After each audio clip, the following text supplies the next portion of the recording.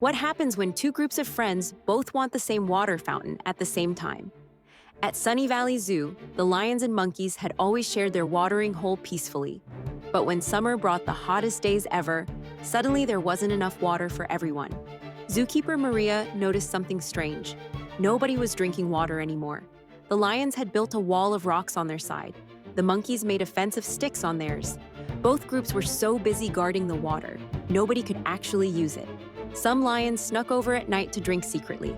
The monkeys did the same thing. Even the zebras and parrots picked sides, making everything more complicated.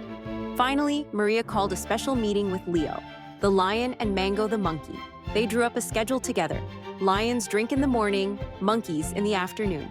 Everyone gets what they need, and nobody has to be thirsty. Sometimes the best solution is simply taking turns, just like sharing the playground slide at recess.